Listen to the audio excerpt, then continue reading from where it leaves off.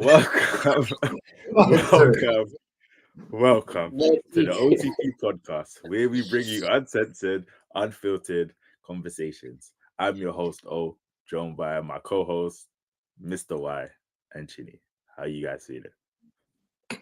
You know what? Let's ask you, how are you feeling? It's been a glorious Sunday, you know. So let's ask you first, bro, because I think we can tell how I'm feeling. No, I love to hear. No. You know what? We never ask you, so I'm going to ask you today because you know I feel bad. You know, like I'm a gentleman. I'm always like, you know, you guys go first. I feel like you need to check in on your friends sometimes. So we're just checking in, seeing how you are. I'm good, man. I'm good. Like, I'm good.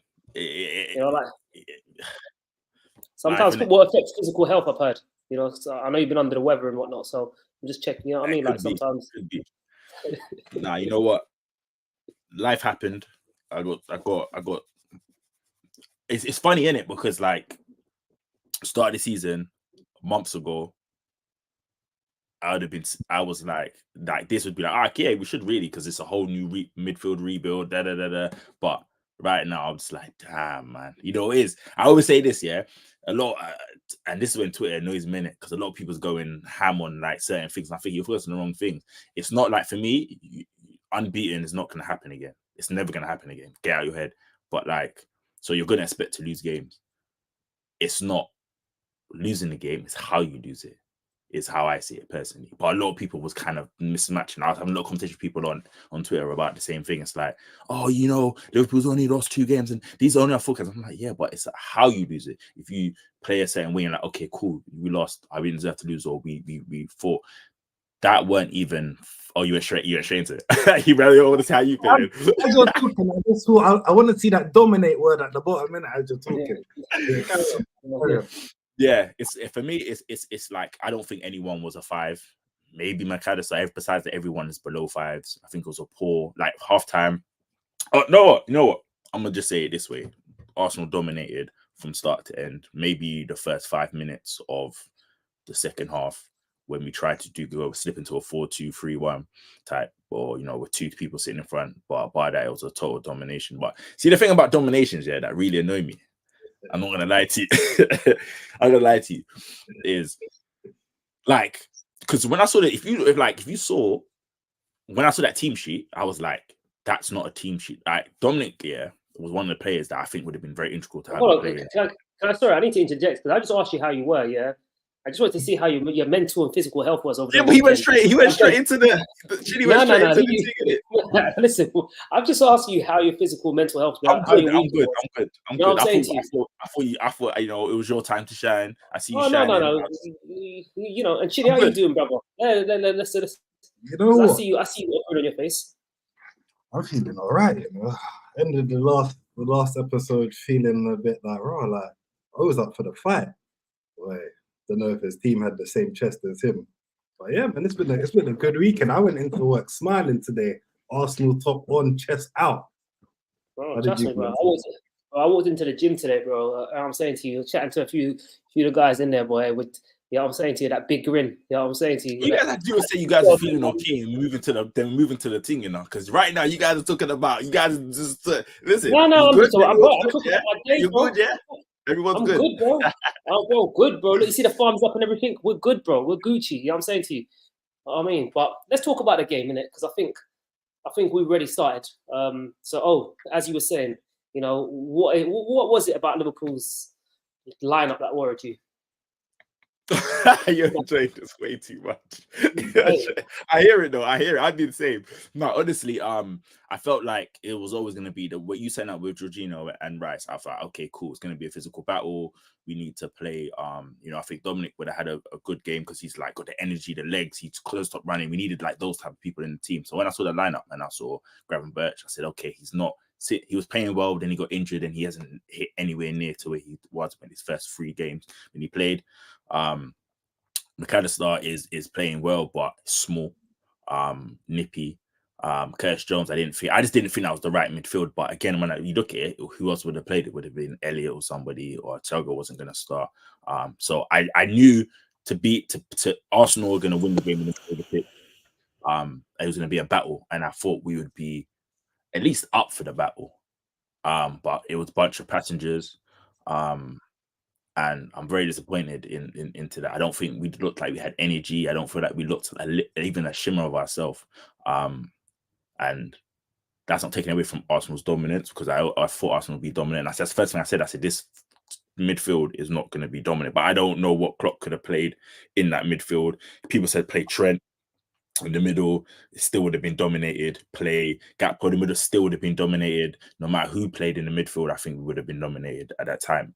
Unless it was like, you know, I think if Endo was in there and Dominic, then maybe we would have caused a little bit more of a ruckus in there or tried. But that game was won. Personally, we couldn't get out of our own half. We couldn't. I think I spoke a lot about it on the last one. I said the first 20 minutes is going to define how the game goes. Like, it could be a decider. And yeah, we got absolutely dominated. I personally would have started Robbo left back. I love it, bro. Hey, Love it. You know what? Yeah, I'm so petty. Yeah, I've been doing a dominate count. I'm on 7 right now. You know that. I'm just sitting here listening. I personally would have started. Obviously, Carter Bradley lost his you know, so he couldn't start. But I personally wouldn't have started Trent, and I wouldn't have started Trent because the obvious, he gets cooked all the time by Gabby. So I personally was thinking Joe Gomez, Robertson was my pick personally. I know me and Chini asked Trent or Connor, but obviously knowing Connor went in there, I said I would have went Robbo and Finn, just have more defensive minded, because that's what we needed.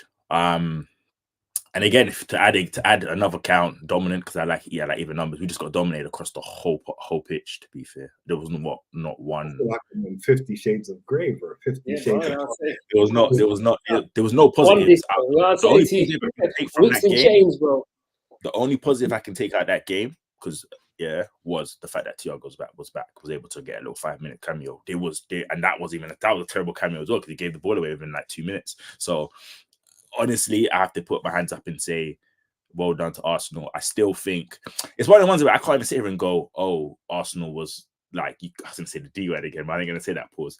But I feel like I did see someone say, well, you know, Liverpool didn't show up, that's why Arsenal was dominant. But I can't lie, you play who you play and whatnot, and you guys did what you had to do and you played well. I still stand by my, you know, you got goals. I think the question was, where did your goals come from? Where'd your goals come from? That's why I was confident going to the game, because I didn't know who was going to be there and step up and say, this is the person going to score the goals. And you had chances. You had clear-cut chances. You created enough to win that game single-handedly. I mean, you gave us the goal to go in at half time. So, but I also feel like that's the one negative I'll take from Arsenal, is that you guys don't finish your dinner. You don't have that killer. But and then the goals that were scored were kind of like, you know, one was parried out goals. They were the deflection. I want to touch on this goals thing as well, yeah, because my confidence of Arsenal, a lot of the criticism I've given Arsenal this season about our lack of killer instinct comes from a lot of times it's the lower blocks trying to break those things down and having people that actually want to shoot in those situations, because we created, in my opinion, actually looking back in hindsight on that game, more than we would against a lower block, right? More clear cut. You're going to, I think. Right, exactly. So for me, it's not about, you're going to get better opportunities against the likes of Liverpool's and, you know, all of the bigger teams that will come out. You have to finish them. And that's what I mean. Right, like you had chances, and those chances, you could have finished that game off just your chances that was created alone, one-on-one goal shots. But that's what's my problem with when I said that is, I wasn't confident in, like, obviously I'm not an Arsenal fan, so obviously I don't know if you guys were, but when Kai Havertz was one-on-one on goal or where Pep on goal, I'm thinking Alisson is probably going to save it. It was my take. I don't think they're scoring in it, so that's what I mean. So in the sense of like, you guys are scoring goals, but you know what I'm talking about. It's the of Kai Havertz doing a 1-2 with Alisson. That's what I was confident of, and then obviously it came to Bukayo. So it was just it was intuitive. You know what I mean? Play, bro. You know, German players' efficiency. Man, I hear you. Like, again, and play it out for the brother. You know what I'm saying to you? So that's what. Yeah, I hear you. But do you know what I mean? I don't know if you're understanding if I've delivered it right, but I mean in the sense of like, again, we spoke off mic about if you had, like you said, and I'm going to take this way. If you said you had You said Yeah, killer up front. You guys would like that game would have been 1-on-1s done. You don't have that yet.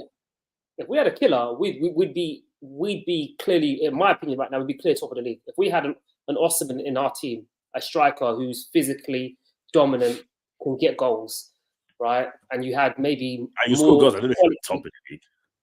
And more quality in depth, yeah, we would, in my opinion, we would be able to capitalize. But that is what holds us back. But against the bigger teams, it's not worried. The worry is about the lower block teams for me, because it's there's less space for these players to create those actions. But have you ever seen your team be dominated like that? When's the last time you saw your team get dominated? I think I see. The funny thing is, you was reading my tweet, so I was saying like you just want to say that word again. I ain't say that word again. This is probably the worst I've seen my team play. Under Klopp, in a Klopp era, I've seen us play bad, but to say like nobody got over a 5 or an average rating for me personally, this has to be the worst defeat. I'll say something about Klopp here. I want to praise Klopp, yeah, not about this game, just in general, but one reason why. Yeah, Diaz at right back. No half-time sub. No half-time sub. I'm going to praise Klopp because Klopp has a Sir Alex Ferguson quality in being able to extract the maximum out of players. Yeah, I don't look at your midfield individually as a unit and individually as a unit and look at them and be like, that's a scary midfield. But Klopp is able to, by, I don't know if it's mind powers, I don't know if it's friggin' hypnotism, whatever it is he does, whatever this German man does, he gets these men there to work better than what their quality is. And I feel like it was probably just a game where, whether you can say your legs ran out, or just wasn't a game where he could get that quality out of them. And we were so good on the day as well. Because I don't think, if we look at it play for play, even if we look at it balance-wise, we've said from the beginning of the season that Liverpool probably need a pure 6, right, to complete and balance out that midfield. You ain't got that in your midfield. You look at like a balance of McAllister, Curtis Jones, and Gravenberch. Like, that's not a midfield that you look at and be like, that's scary. You know what I'm trying to say to you? Or that should really dominate. Look at the two guys on the left and the right of McAllister. You're saying, oh, I'm pressing them because they want to take 2 touches before they do anything. They want to do that, and that's, I don't ever want to see that line up again in my life. But I'm saying even Szoboszlai, like, I like him as, I think he's a hard runner. I think he's a good athlete. I think he's got good aspects to his game.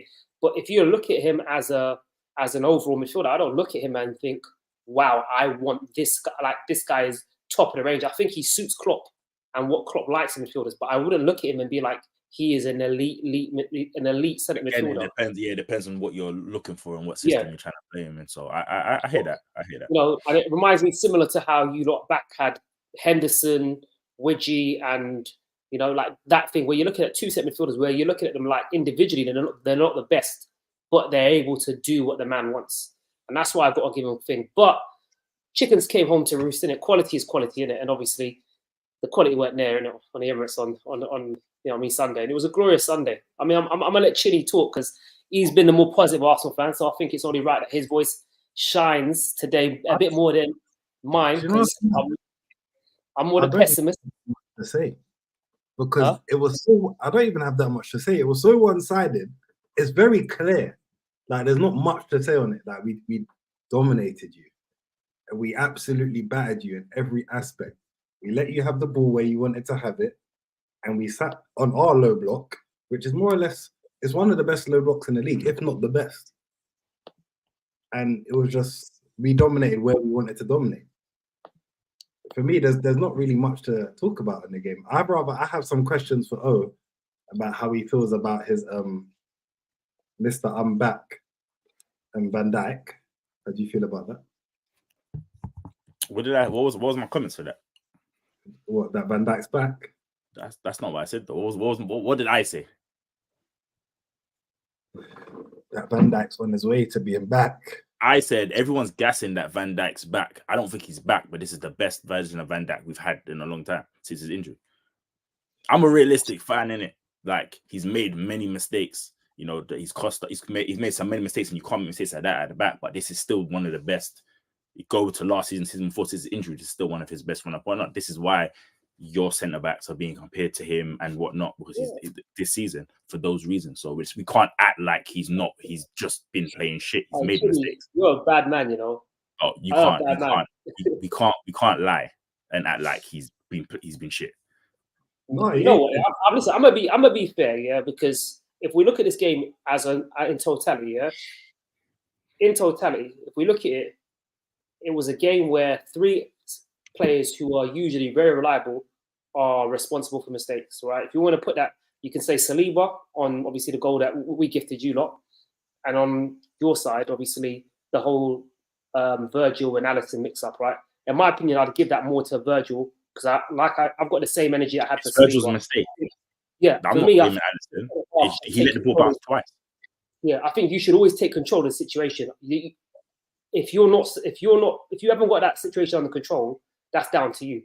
And Alisson's actually trying to help him out. And I've seen a lot on Arsenal fan base on Twitter. I'm sure you've probably seen it as well, Chinny, where for our mistake, Raya was getting the blame. And I'm like, hold on, that was actually all on Saliba. He was naive.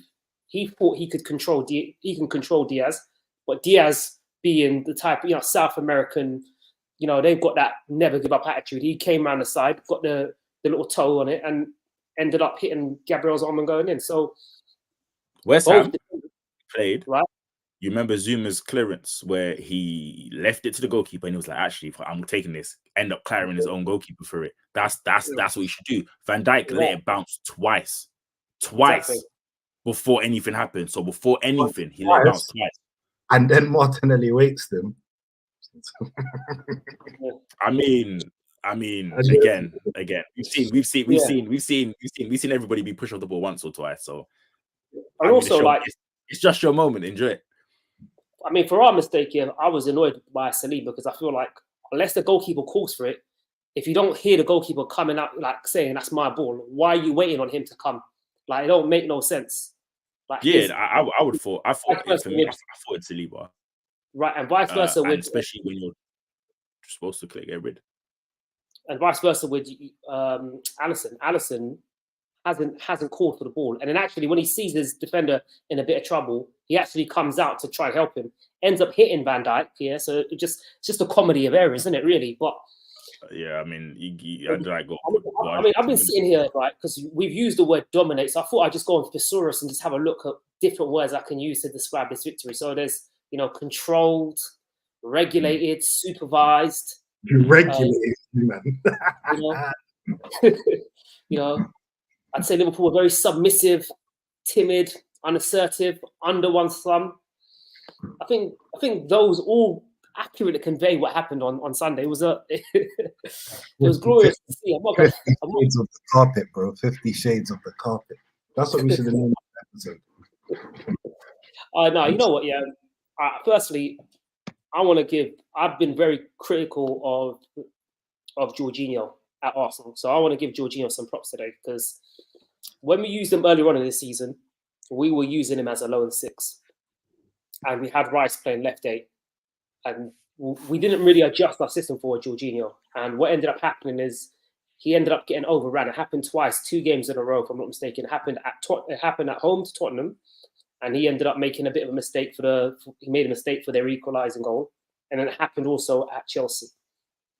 And I never wanted to see that again, right? I never wanted to see Jorginho play at lone 6 again. And what Arteta has done, and I think he implemented it firstly against the Liverpool in FA Cup, which we were also quite dominant in, but never actually managed to get the result, is having right? No, it's true because I know, but you don't know what's in my part. I just wanted to throw more dominance in there. No, throw it out there. We could have just carried on and moved on, man. Man just said, cool. Now you know what? Because that actually laid the blueprint under the farm. Nah, but you know what? That laid the blueprint for yesterday's game. Like, if we look at it honestly, how those two operated, because obviously the thing with Jorginho is Jorginho definitely has he's definitely got his physical deficiencies, right? He can't really cover large spaces. He's not really an athlete. So you need someone to be able to cover him and his weaknesses. And we saw that if we look back to Chelsea when they won the Champions League, it was Kante that did that job for Jorginho, right? It was them because they were playing with just two midfield. Kante was the legs, and that allowed Jorginho to shine. And when you've got Rice beside him, you can create that same dynamic where Rice does all the legwork, and then you allow Jorginho to do what he does, which is pass forward. And he actually did that really well. He was passing between the lines. He was finding Odegaard. He was finding the likes of, Martinelli, whoever he needed to, and allowing us to get on the front foot. So, firstly, I want to big up Jorginho, because that was nice, and also Arteta, because he saw the error of his ways and found a way to use Jorginho properly. Also, Raya deserves a big slap. Raya deserves a. What you said? And you got a lot of slack from your fans earlier, so yeah, he did. Like this, this is why we play, and this is what you can do.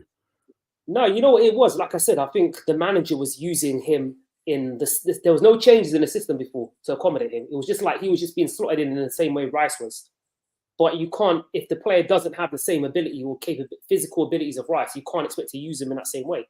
It's not like taking out Rice and putting Partey in, like where they're quite, they're two opposed, like they're two contrasting styles. So there's that to begin with, and then obviously Raya's distribution is growing on me. I think there was I think it was the Saka chance. Was it Chinny? I think you probably remember it better than me, maybe, when I think it was from a corner, catches the ball, quick throwing down to Martinelli, right? And we saw that. Yeah, and we saw a similar little thing against Palace when we got our third goal against Palace. So I feel like he's starting to grow to the side, and yeah, man. Like all in all, this control aspect of the team deserves credit against the big teams. I think it holds more damage against against the bigger teams, and we can control you guys in a better way and not be as susceptible.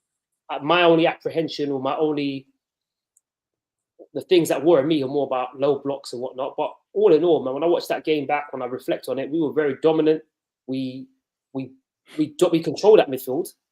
Yeah, we dominated that midfield. Let me go back to things. We dominated that midfield, and we created a series of good chances, man. And all in all, I said it from the beginning of the weekend. Had we not won that game and we lost, we would have been out of the title race. And now we've got a 3-horse race.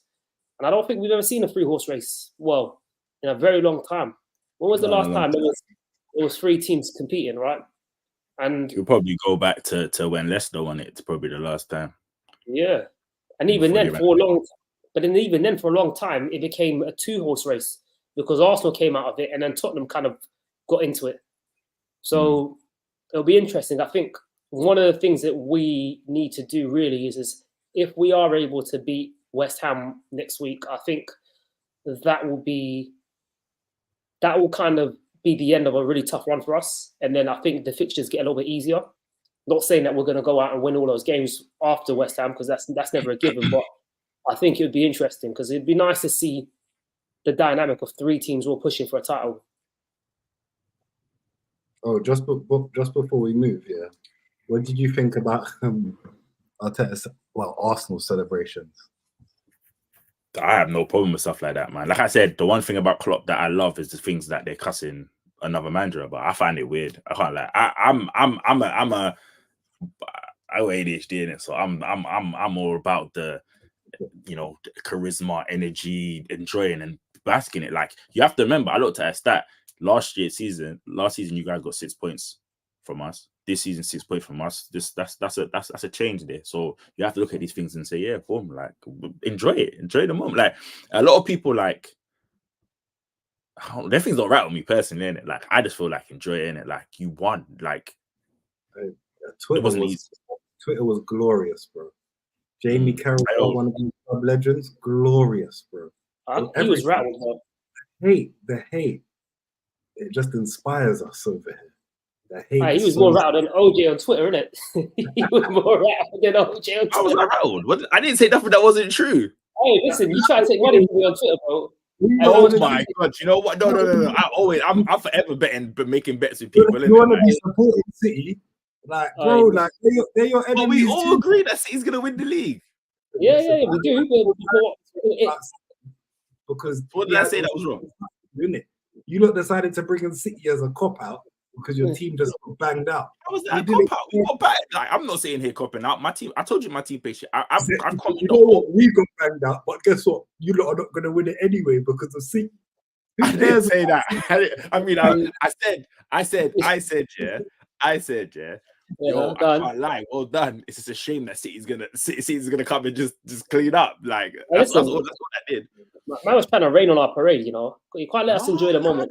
No. One thing we can't do is rain on us parade. You guys will be top of the table in the first game of the kickoff. You guys will be saying you're winning it because you guys are Arsenal and you started top of the table. Like that's you guys, isn't it? That's just your fans in general. So it's like it's not that deep in it. Like because I know it feels the way around, you guys would be getting embarrassed onto us. So I can't stand this shaming from the media and all this about celebrating. Like, do you know we absolutely smashed you, yeah? And after the game, they didn't do one piece of analysis on how we smashed you. All they cared about. I'm not gonna lie to you. It was madness. When the final whistle went, I moved over to something on Netflix or so. I was like watching Mr. and Mrs. Smith, bro. Or something. I was done. I don't want to see me. I don't want to hear for any night. And then my name was just adding me. I was like, bro, congratulations. It's a shame because if you won this game and then you went and like finished and you won the league or you finished up, like I still don't know even if like I still don't know who finished second. Like, I still don't know if you guys finished second in the league. Like, I don't know. But one thing I feel like it's been. So I did get lost in a moment of like, okay, we lost. Let's talk about this game.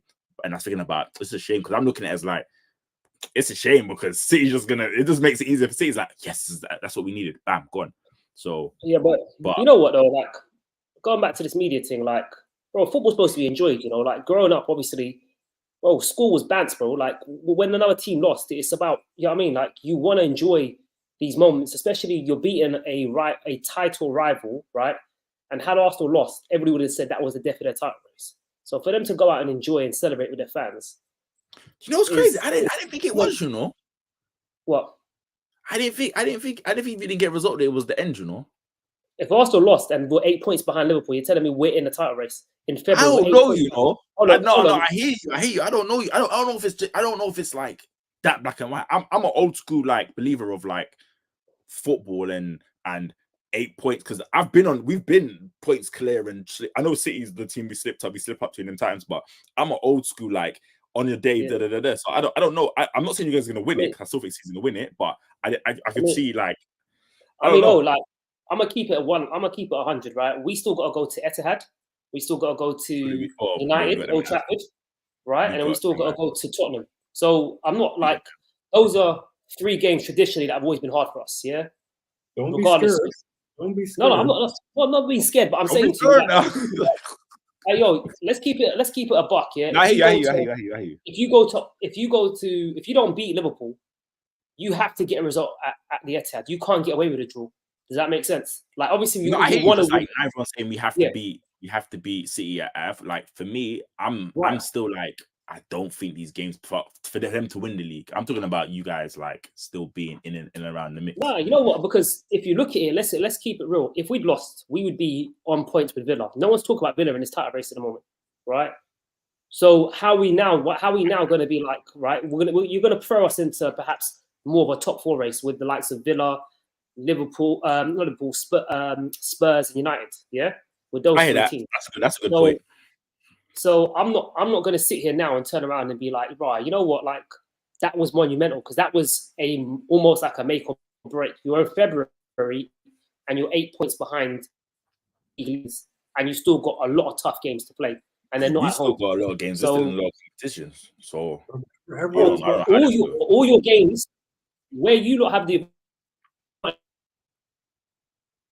City at, you got Tottenham at home. You haven't got to go to. There's technical difficulties on your end, boy. I think that means the end of Arsenal. They don't want us to talk about Arsenal. They don't want to hear you win. Well done. I can't lie. My chest was big, and I still stand by what I said. Why I said it. I think I justify it. However, you still get goals. you still were scoring, you still see out games, and that's the difference. We were talking about the start of the when we started putting the first episode was it's how you win it. Like if you can see a game out and you're not playing great, it's great. That's how we won the league in it. So let's go from there and see what's going on. I'm just what's annoying me more about this, and this is where I end, is the whole fairy tale thing. In it, I don't want to hear like everyone's like, oh, we just want to kill Trump, we want to kill Klopp's fairy tale. I'm just like, bro, it's not that deep. None of us are winning the league. Like, get over it. Boy, man, speak for yourself, bro. I'm still living in hope. Speak for yourself, but I'm gonna find a clip where you said City's gonna win. City's gonna win it. You know what? I actually think that I said Arsenal. I'm pretty sure I went Arsenal. Yeah, he said Arsenal. I'm sure. Yeah, it sounds like a me thing to say. So yeah, yeah, because you don't really believe it. I hear it. Yeah, me and Chini are like opposite ends of the spectrum. So I'm considered the negative one, and Chini's more the positive one. So I think Chini definitely said Arsenal, if I'm not mistaken. I'm definitely negative. It's just that when I have to waste that opinion, I've got to come with some positive. Chest. That's it. Just like you did, how's that chest working? We might as well talk about all Liverpool fans' second teams apparently, and going to City, because I guess this must be all you guys' second teams, the team that you support after Liverpool. What Liverpool fans said is they're not wrong. I'm not. The point wasn't that they're wrong. The point was that you're deflecting your own shitness. No, because I feel like if you go to, I feel like that was their okay in the sense of that made a comeback. But for me personally, I spoke very highly on how dominant you were. Then I went on to, it was over the course of saying it's just a shame that, if we were going, this was our title race, innit? City's gonna just do what they do normally. So when someone's like, how you feeling? I'm like, team played shit. It's just a shame, innit? Like they're gonna dominate in it and win it. But I would love if this was our title race. We might as well roll through every single game then, innit? Might as well just roll over and just say, you know what, City, here's the title, bro. You know what I'm saying to you? 4 in a row. No, but I'm not a big fan. Like, if you finish second, that means nothing. So for me, it's like for me, it's like that's why I say it's how if we pushed, like we talk about it, like if we pushed them to the last game, cool. And again, I didn't expect us to be playing this or being here, like at this point in it. Like I didn't personally think we would be at the start of the season. I'm not gonna sit here and then change my mind and say this. I didn't think we was gonna be like title contenders like this. I thought we'd get back into top 4, but I didn't think we'd be in the title race like this at this point, personally. Yeah. So, I'm not gonna lie to you, bro. And I ridiculed your fans a lot talking about winning the league in January or the Christmas. So I'm very I know what energy I put out there with other fans. And this is why the point I said at the beginning of the show stands, bro. Klopp, and this is where he deserves his respect. He deserves credit because man is getting the best out of his squad. If we all looked at it objectively from the beginning of the season, no one would have put squad-wise Liverpool to be where they are today. And it reminds me, and I kept saying it, it's a trait of the best managers. I used to see Sir Alex get out results with bums in his team. If we look at even the last United team to win the league, right? A lot of them were bums, bro. Yeah, like we don't rate them as players. Yeah, the likes of they got bare bums that have middles, Premier League middles, bro. Bro, I'm talking about that he managed to get something special out of. Do you see what I'm trying to say? That's for me, Klopp's man management is his most special quality. Yeah. Because I don't think if we look at your squad player for player with the likes of City, on paper, it hasn't been the same level. No one can sit here and tell me that, you know what I mean? You've had world-class players, the likes of Alisson's, Virgil's, Salah, Mane's, who are world-class, who have that ability. But you also have players in there like Henderson, yeah? Who, let's keep it 100. Be careful. Hey, talk about my ex-captain, mate. Be careful, Let's talk about it. On a quality level, he don't come close to City's to get anywhere close to City squad, does he? But I mean, I don't think he comes close to even the midfielders you guys had in your team when you guys even weren't even competing. So. Right, even Widgie, I like Wijnaldum. Yeah, I rated Wijnaldum. But even as a player overall, we've seen how his career's gone from post-Liverpool. He hasn't been able to hit those heights because of the system based. You create a system that's good for your players, you win the game. But I also feel that the worst teams beat the better teams. But bro, you're telling me about the system, but I don't think it's even just about system in this regards. I think it's also about that Klopp can get 110% out of a player. Yeah, you can't take no credit. too. That's yeah. the additional aspect. Yeah. But that's for me. That's the big. If you talk about the system as well, Klopp was just like, "Yo, I need legs, bro. Just run for me? Average, run, win the ball. You ain't got to think about if you chip in a goal here or there. Like midfielders weren't scoring goals; they would chip in randomly here and there, but it was always just win the ball, pass it on, go, and protect and cover and cover Trent when he goes forward. Midfielder doesn't win goals today. Phil Foden. I think just to touch on Klopp here. Just one more thing, like when I look at thing, I feel like that's going to be the biggest issue of replacing him. Like you won't. It's hard to find a manager who'll be able to extract the same amount that he does out of players. I think, especially how we do transfer, especially how we work on the transfers, and people might say, "Oh yeah, we spend money, blah blah blah, whatever." But I think the way we spend, the way we do stuff, the way we operate, in terms of like, we knew this was a decaying midfield for a long time, and we only chose to.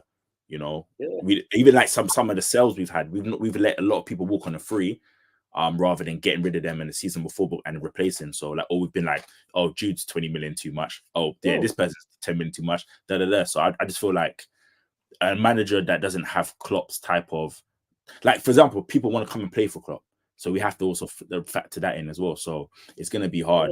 And if he's not back, if a manager's not backed like the way he needs to be backed, and they've had the mentality of, well, Klopp achieved this with this team, surely you can achieve this, because that's the mentality we had going into when we was on the last work.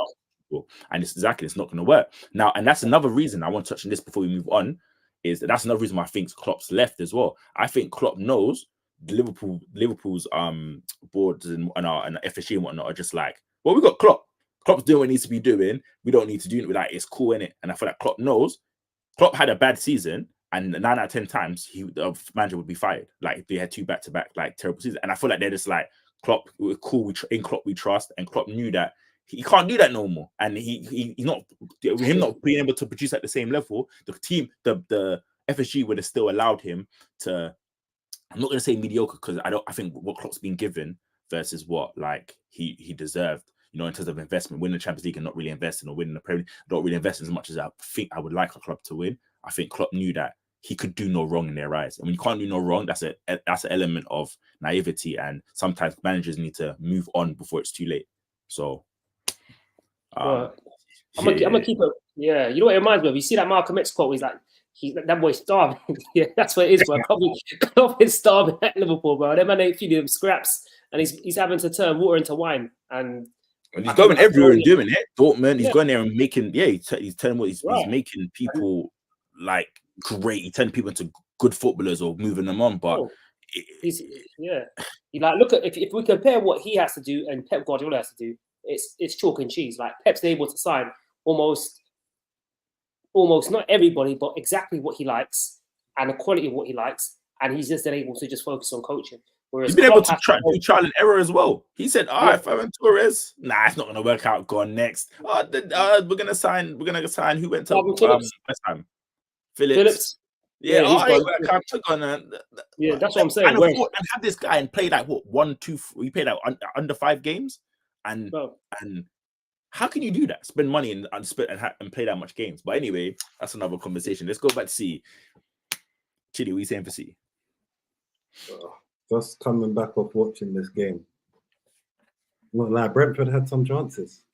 They were in the game. They gave a good battle, but the difference makers KDB. I know Foden got the hat-trick, but you see KDB and his little in the pockets in between the fullback and the centre back, whipping the crosses. So it's like, because he's missed basically half the season. This is like the start of the season for him. And he's like he's fresher than everyone else on the pitch. I'm watching him, he just looks hungry, he's just everywhere. He just looks like, obviously he's got the quality that he has anyway. But yeah, he just looks super hungry. Foden was in all the right places today with some good finishes. Haaland was definitely off the mark today, I'm not gonna lie. That's another one. But City look like they can be good at too. This is why I hold a glimmer of hope. I know they dominate teams and they win football matches because that's what they do, but I'm watching it and I don't feel like it's the same. Like, they still might go on and win X amount of games and win the league, but as I'm watching it game by game, I don't feel like they're producing the exact same thing. Like they're not as I scary. feel like we say this every year, though. You know. No, last year they were after Nah, nah. Christmas. After Christmas, they was After every season, we say, you know, they start the City are not like and then we say, but and then they just end up still doing the job. You know what? Yeah, I feel like it's just what happens, bro. the perfect analogy of City are like Mo Farah, yeah. They're man that start the race, you know what I mean, slow jogging, and they're come the last hurdle, they're man that sprinting past everybody. You know what I'm trying to say to you? That's what the man are. They're long distance runners. They know when the sprint is needed, and that's what they've shown over the course of last few seasons. And if we're looking at them now, I think this is the first time they've got a fully fit squad. Like that team today was the team and bench was their best. Nobody's injured at that City squad, and it's always at the right time. And Pep knows how to manage minutes. He'll give Haaland the rest he needs to not get the injuries he needed. He'll bring in the likes of Kevin De Bruyne and reintegrate him slowly. So those are the things that are more worrying for me. And they have players like a KDB who you can just have him in that half space and he can just whip in balls into those dangerous areas when teams are sat in that low block and have, that Terminator up front. You can just, score anything. So I think this is 9 wins in a row for them. And it almost feels like after that mini blip they had around November, after that mini blip they had a thing, that they're hitting their stride. And it's almost like we had the same conversation, right? The same conversations were being had last season with City, right? About,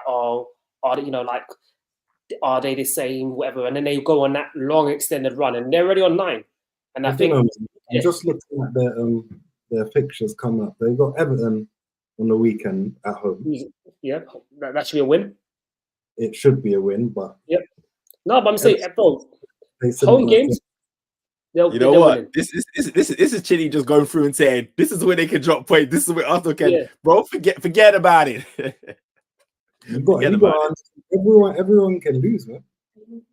Everyone can lose, and sometimes you don't even need them to lose, so they can drop some points. I don't feel like they're as unbeatable as they have been. I know they can win games, but on an off day, hopefully they have one or two more off days than they did last year or the year before, because that's what we need because we're already chasing. So, like Mr. Wise said earlier on, you wanted that gap because you know they're going to make up points. Yeah, right now, it's not just 8. You need like 15, something like that, bro. You need 21 points. You need something crazy to do that. Feel comfortable, yeah. And like I said, man, what makes City more like if you're a City fan, what gives you confidence is that, unlike let's say for instance Arsenal, right, or even Liverpool in this instance, because you've got a new midfield and it's not the old Liverpool of old, right? This is a new Liverpool side that we don't have. A squad that have been there, a whole squad that have been there and done that. If anything, Liverpool are ahead of Arsenal because they've got players who've been able to kind of last the race, yeah. Whereas we don't. So City can they have that experience in the back of the mind. They know this game. They've done it so many times, and that's what, from the outside looking in, if we remove all emotions, that's why we all think they're probably favourites. Or was it? Chini, you think they're favourites? I just want to clarify. Are they still your favourites? I think they're favourites. I just think Arsenal are going to win. Okay. Copian. I love it. Face it even straight. You can't keep a straight face. Get this guy out of here. I think from one Manchester side to the other Manchester side is a nice little switch as well, man. Let's talk on United, boy, because United. Oh, perfect. And with your favourite second team. I don't know. Yeah, is it just me that doesn't have a second team? You guys no. Yeah, you're boring, man. I'm not feeling this narrative about second team because I don't like United, bro. I've never liked United. You enjoy watching your guy Eric trying to formulate some kind of structure, bro? It's like watching somebody fall over. It's enjoyable. You know what I'm trying to say to you? That's before you even analyze them. Yeah. They won 3-0. Yeah. But that was not a 3-0 game. Because West Ham, had they have had Paqueta playing, totally different game. They just needed that one guy in the middle because they actually had loads of possession in and around the box. They were just throwing in random crosses. Obviously, they didn't have Antonio. They had Bowen missed a good chance where Dalot's come across and made an amazing tackle. but it definitely wasn't a 3-0 game. No, I mean, what they do. I mean, look, with United, I'll say this about United: the last 2 games, there's been more spells where they've looked more coached than they have for the last, I don't know, 6 months of the season. They've had little patterns within the game where they managed to retain possession, sustain it, move the ball around, and create opportunities. There's been little moments of that. So you're looking at that and you're thinking, okay, that's a little bit better. Still not good enough for Ten Hag to keep his job, in my opinion, because he's been trash. But I think they've had Martinez back, who's been quite influential in helping them build up from the back. He's injured again, huh? Yep, exactly. Got injured. And I feel like the attack has been a little bit more fluid. And that has contributed, in my opinion, to Højlund having, looking better. Because I remember seeing stats earlier on about Højlund and how he was having like the fewest touches in games. Like he was barely being found by any Man United player. And if you look at him now, he's starting to be found. They're starting to, play into him. He's getting goals now. So his confidence is building. But the attack because the attack has a little bit more fluidity about it, he's able to get space and create things amongst the chaos. Whereas before they were doing absolutely nothing. They looked like a deer in headlights. And like you said, man, West Ham had moments where set pieces, they were on the break, they were more ruthless. Even that. What you said? Nana made some good saves as well. Nana did make some good saves. Yeah, he did. I mean, it's a rarity these days, but he made. I mean, going back to even like the game before, it wasn't a convincing win when they against Wolves, and it wasn't a convincing win. Even like you said, she said even though they won 3-0, it wasn't a convincing win. But we keep saying every week like they won. And they even take it. I'm happy with the stats. Yeah. Again. But can I say this about United? What gives United an edge over certain teams, and it's their Fergie time. No, not even Fergie time. It's their pace in transitions because they're not the best team defensively, and they can be gotten at. Teams know that they can cause them problems, so teams don't sit in the lowest and nastiest of blocks. Teams will actually try actively hurt them, and then on the break, right? They have the likes of Rashford, Garnacho, Højlund, who can all do damage, right? And they can all get a goal or two, and that's what's happened. Obviously, Garnacho got a little goal off the counter, and that's what's going to give them the ability to pick up points. And I think they're how many points behind Villa at the moment? I think they'll be 6 points behind Villa if they beat. I think they got Villa on the weekend. And you see them finishing in the top 6. Who? United? Yeah. I mean, look, this is the thing, right? If United end up beating Villa this weekend, are they 8 points? 8 points. 6 right now. They're 6 points behind Spurs. Yeah, they're 6 points behind Spurs. 8 points behind Villa, right? So, Villa. Right, exactly. So they can close that gap to Villa, right? So 5 points if they beat Villa. So there you go. And if it's 5 points, now they're in that race. Because I think top 5. I was listening to something saying that top 5 should be enough for Champions League this season. So it depends on how far Arsenal we will go. Yeah. And also probably Liverpool will play a part in that as well, because I feel like Europa League as well, if Liverpool were to go on and win that and Brighton have a decent run as well, then that also contributes, as well as Villa in the Conference League. So, and I can imagine the likes of Liverpool City in particular, and Villa all have real good chances of going to semi-final, finals at least. Yeah, I'd say, like, if we're looking at them in comparable to who they get. So there's a chance. So look, man, they've got something to fight for. So it's down to Ten Hag, man. Yeah, he seems to have his team fit. Enough good players fit. Garnacho is really on form. Højlund's picking up. Obviously, they got Casemiro back. Bruno, they got the young Kobe in there, another star player. Gallo's been performing really well this year. If I was to pick any Man United player up. So yeah, I think they've got a chance. That Man United always seem to pick up points, but they still have that leaky substance in them, and that game where they'll just get rolled over. and that could be against Villa this weekend. So, Is that at Villa or is that Old Trafford? Is that Villa, right? yeah, at Villa, because they played at Old Trafford a few weeks. Yeah. I mean, the thing about Villa as well is Villa will always keep that line high. So it will be interesting to see, man. But listen, they got something to fight for. They got enough quality in attack to cause anyone problems on their day. So, I mean, yeah, man, it's down to Ten Hag to actually coach that team because he ain't been doing nothing for the last 6 months, boy. What's that? Boy. Should we hit on last but not least? 4-piece, L 4-piece, L 4-piece, hold 4-piece, connect 4 in a row. Chelsea. No, where the fuck do we start with these asses? They did it 4 twice in a row. Right. Boy, they were taken to pieces by Wolves, bro. Like, and it's embarrassing. It's actually embarrassing. And I remember I told you, but I came on here early and I told you Poch ain't the answer. I remember saying this with Chest, the same Chest OJ came with, sorry. And boy, it was mad still. It was mad. I ain't seen a player's wife come out and say the manager should be sacked. Do you know how mad that is? Man's missus is tweeting his face like he's wanted and saying change is needed.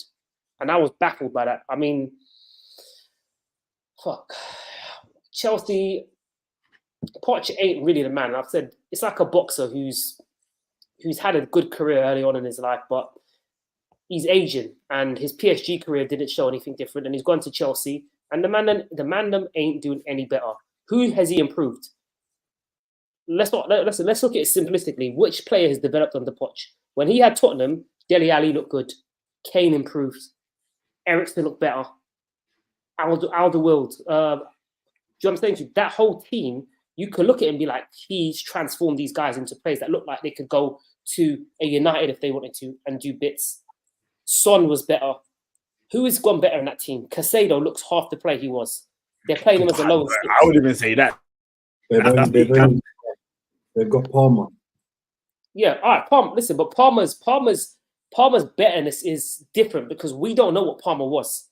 There's not enough. I was going to say that's a tricky one because he played for City, he was showing swimmers of this. So it's like I just feel like he just went there and just did what he was doing anyway. I don't know if he's. I can't tell if he's like he just got more game country what he was doing. There's no sample size, so we can't say we don't know. We don't have nothing to compare Palmer with, do we? Let's be real.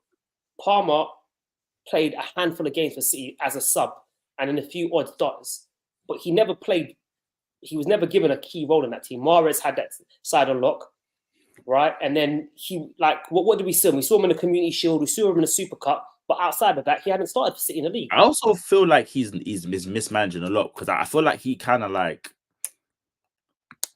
I kind of see Chelsea players when they get frustrated and with their attackers, they just come deeper and deeper and deeper for the ball, and that's not a trait that like a manager wants you to do. And like you saw Palmer in picking up the ball from their 6 when they were playing us, and you don't want that. Like, and I feel like that's what shows me like there's a lot of signs of mismanagement. I think as well. Like we saw it with Richarlison, and I feel like we didn't know if he could do the role when he played him up front, and then it clicked because the man management, player management clicked. We could see he was training and doing what he's doing. It's clicking. He's scoring goals. Whereas I don't see it in their players. I don't see them improve. I think Nkuku's looking good, but he ain't showed any difference to what his natural game before they signed him. So I definitely hear that argument. I don't see any improvements in their players. I mean, I said this from the beginning when you lot were like for Caicedo. I said for me, Caicedo's an 8. Yeah, and if we saw the first goal that Chelsea scored in that game, I think Enzo passes it into Gallagher. Gallagher does a little flick in, and Enzo puts a nice little through ball into Palmer, and Palmer slots in. Yeah, that's the first goal. But then let's look at the goals that Wolves score. I think the first goal Wolves score is from a counter-attack position. Caicedo as the lone 6. Let's consider that. Didn't he get the assist on that? He got tackled. Yeah, he got tackled by goalless. No, but I mean, didn't he contributed to the first goal, right? Yeah, that's why he should be an 8. Sorry. No, I'm saying Enzo played into Gallagher. Gallagher flicked it to Caicedo, who done through ball. Yeah, no, I thought you said Enzo played it. I said, yeah, he did that, and in 5 minutes, he did the opposite. So now going on to Wolves' goal, he's in the lone 6. he loses the ball. You know what I'm trying to say to you? Second goal, I think Pedro Neto's on the right wing, yeah?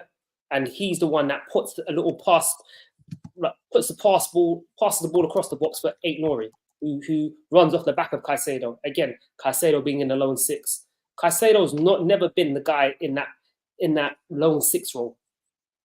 Never done that before. Never been asked to defend those type of spaces. And it's illustrative of Poch's mismanagement, boy.